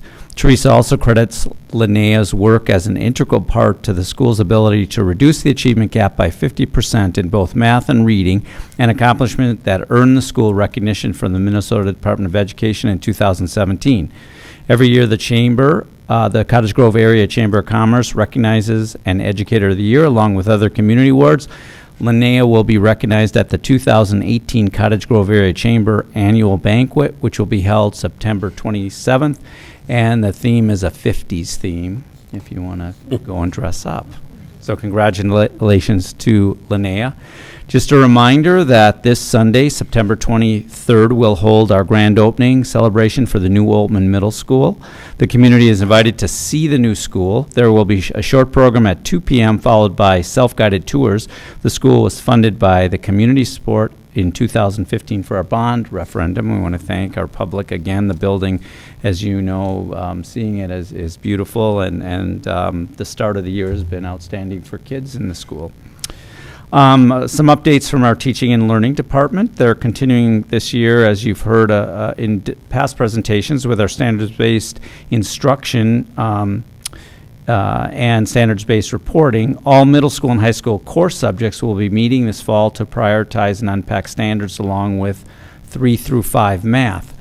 The Bridges math implementation in K through 2 is going very well. In class visits, students are engaged in having awesome math conversations. Part of trying to help kids think about math is getting them to talk about math, getting them to explain why they're solving a problem in a certain way and how they could apply that. The 3-5 Math Leadership Committee began its work to review the Bridges curriculum and to determine if that is a good fit as our primary resource going forward as kids move up in grade levels. A few of our elementary schools are participating in the Read to the Final Four contest, which is sponsored by the NCAA, and I'm sure will culminate in March, during March Madness. The district has a long-standing tradition of fall Bailey School forest trips, but unfortunately this year the forest closed for renovation and road repair. We'll look forward to the spring when we can visit there again. And just finally, after 3 months, Kelly has put up some pictures in her office, and I think that's a nice move for TLS. As far as Park, if you remember last month, we heard about the Inventor Space, but since then, Park High School was selected as a finalist for the competitive 2018 Proto Lab STEM grants. A site visit is being planned through the Minneapolis Foundation to learn more about Park High School and their Inventor Space. The Inventor Space supports the mission of Proto Labs Foundation to grow and develop students' interest in STEM education and to gain awareness of the in-demand jobs and careers that exist in today's manufacturing industries. If selected, Park High School could receive up to $25,000 to support the innovation space.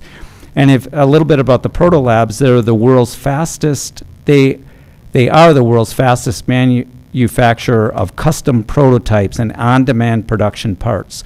They have facilities in the United States, Europe, and Japan, and the Minnesota-based company is headquartered in Maple Plain. It was started in 1999 by Larry Lucas, and he innovated how you create these parts quickly. And so it's great to have them looking at Park and a potential partnership as we continue to implement our Inventor Space. And then finally, as we look at, and we've talked a little bit about our early learners, District 833 Early Childhood held our first ever Get Ready to Ride event for our preschool riders on Wednesday, August 22nd at the Program Center. This was a collaboration between our transportation department and our early childhood educators and intended to calm nervous parents and young riders about getting on the bus. It was a great success. Family of students riding the bus were emailed about the event, so but they had no idea what to expect. There were about 100 families that came. Moms and dads and grandparents were along with them. About 200 parents eventually toured the bus, got to sit in the seats and get kids ready to see what the bus is like. And if you think about those big seats and seat belts, I really think it was a wonderful partnership with transportation and early childhood educators, and it got the kids ready to get on the bus and come to school. Cool. Thank you very much. 11.2 are our school board, student school board reports, student board reports. There we go. So we will have Hannah from Eastridge. Hi. Basically at Eastridge, we had our freshman orientation day, and that's basically the freshmen went before everybody else did. And there was a lot of positive feedback from teachers and students and parents alike. And our fall sports are full in swing, and some of them are ending soon, actually. Our theater program is working on Les Mis this year, which is going to be really cool to see. Robotics season is starting as well. Our open house was a couple of days ago. We recently implemented a new hat policy where throughout the hallways you are allowed to wear hats, which lessened admin student tensions, which was awesome. Even though there is still some tension in the classroom, as teachers are still allowed to tell students they can't wear them there. We're on our third month of the recycling program, and we're going to get a new filler station for the third floor of our school in about 2 weeks. Our National Honor Society is having a blood drive on October 3rd, and we are in preparation for our homecoming, which is next week. Lindsay from Park.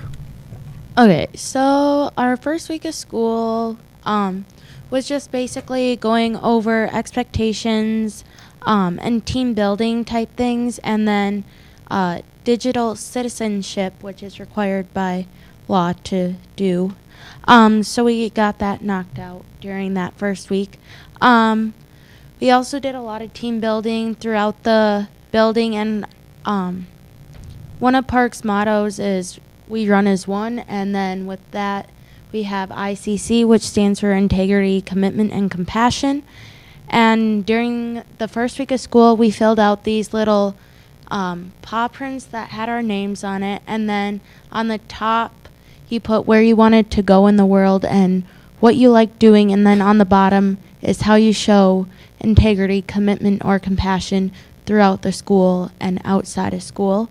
And those are now posted all around the walls in the school, which is super cool to see. Like when you walk in, it's just like bright orange and white paw prints all over. We implemented a new cell phone policy in which if you are on your cell phone at all during your class, your teacher will take it right away. If you are going to use the bathroom, you have to put it into a bucket or whatever that the teachers have in their room, and then sign out and take a pass. So that also is really helpful just to keep kids more engaged in what they're learning and not always on their phones. Attendance and in-class time rules were changed. I don't know for sure if it's just our school that is doing it, but if you are gone for 10 or more minutes during that class time, you're marked absent. So our attendance has gone up in class, and our in-class time for students has gone up. Also, we have homecoming this week, and our attendance on coronation on Monday has gone up a lot. Monday, I'll give you the rundown on our weekdays. Monday was Neon Day. We had coronation in the gym, and our king is Kevin Pyan, who is part of our theater program, band, and more of the academic type of the things, like musically and everything. And then our queen is Saren Croker, who is going to be playing Division I softball at Creighton University in the fall. She's also involved in basketball and a lot of other things, and she's one of my good friends. We had our first Powerpuff games in quite a long time. We changed the name from Powder to Power, so then it is not as non-inclusive, and we had registration open for boys and girls. That was held at 6 p.m. On Monday at our football stadium, and the purple team won. Tuesday was USA Day. Wednesday was homecoming t-shirt day, and we had our talent show at 7. Today was Jersey Day, and then tomorrow is Park Pride Day. We have a carnival and pet fest, so our classes are shortened. We have a parade at 5:15, and then our football game is at 7. At the parade, it starts at 5:15, and we start at the Crossroads Church parking lot, and we end at Park. Our one side note, the softball team for Park got second in state this year, which I was a part of, so that was super cool. And we are also the grand marshals of the parade. And then Saturday we have our second annual semi-formal dance from 7 to 11 in the activity center, and then the boys and girls cross country meet at Malacca, and that race starts at 11 tomorrow. That's all from the first 3 weeks of school. All right, Sunny from Woodbury High School. Yeah, so far Woodbury has had a great year. Similar to Park and East Ridge, 9th graders started a day early, unfortunately for them. However, they responded well to it and have said that they assimilated really well into high school because they know where the classes are, who the teachers are ahead of time, and they don't have to stress about that the first week. Additionally, we have homecoming coordination tomorrow and a homecoming spirit week next week with the football game on next Friday. Oh, and on top of that, we've had our first roar time, which has gone well. We've updated the rules so students can go in between classrooms or different locations within the school with permission, which has sparked a lot of interest within the students because then they can do multiple tasks during that time. And by now, most clubs have had their first meeting and are set for the year. National Honor Society is hosting the annual 5K on Saturday night in order to raise money for the Tubman donation. And Social Justice Club and Woodbury High School activists are working with the League of Women to register voters to vote for the midterm elections on October 9th. Besides that, our superfans went to the Sportsmanship Summit in order to encourage kinder heckling during football games and whatnot. And yeah, that's a quick summary of our first 3 weeks of school. Thank you. Thank you very much.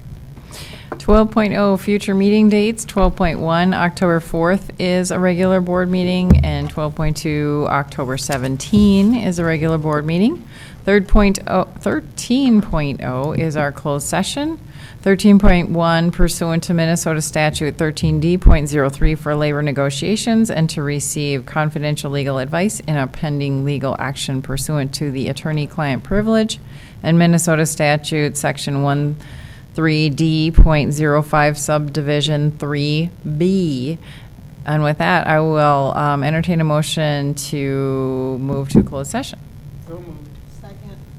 Moved by Sharon, second by Katie. All those in favor say aye. Aye. Any opposed? Motion carries.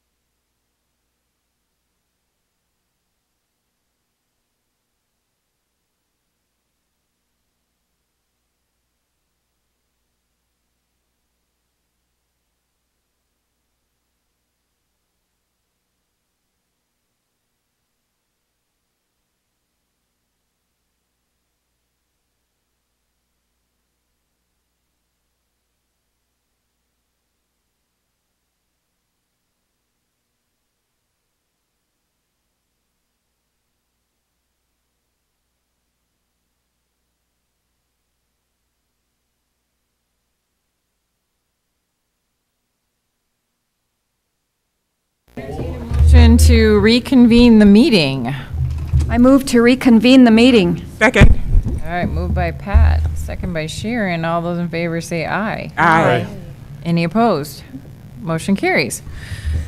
All right, now I will entertain a motion to amend our agenda to add 10.3, approval of wages and benefits for the district office support specialist employees. So moved. Second. All right, moved by Sharon, second by Ron. All those in favor say aye. Aye. Any opposed? Motion carries. So 10.3, we will welcome our Director of Human Resources, Dr. Kevin Witherspoon, to the podium. Hi, good evening. I'm here tonight seeking approval of wages and benefits for District Office Support Specialists, our DOS employees. Negotiations towards a new collective bargaining agreement between the South Washington County Schools, ISD 833, and the District Office Support Specialists, DOS, have resulted in a tentative 2-year agreement to be effective July 1st, 2018 through June 30th, 2020. Members of the bargaining unit approved the tentative agreement September 6th, 2018. The economic costing of the tentative agreement includes the following.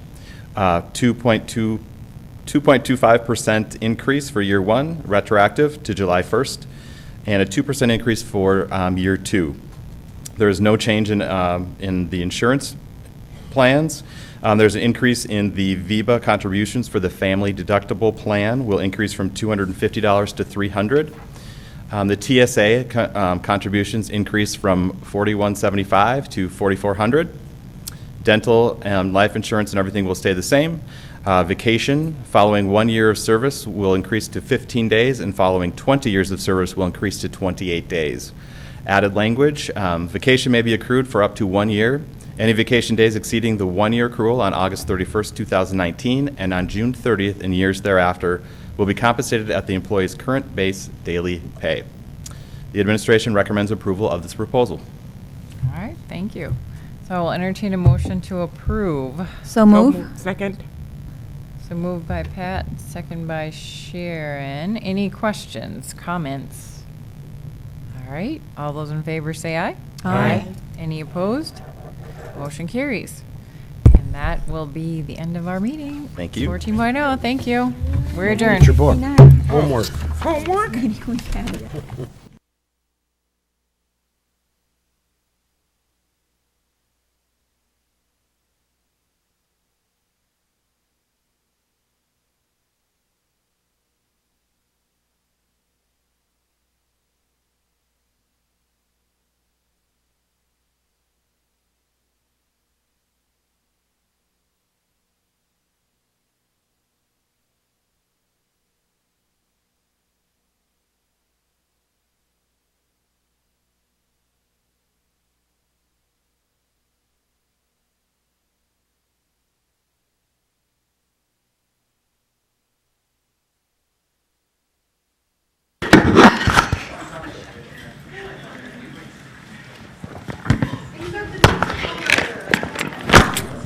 Got I started getting them for my birthday and for Mother's Day. The pink one. I don't have pink. I've got blue, only green, have that at and Mother's orange Day. and black.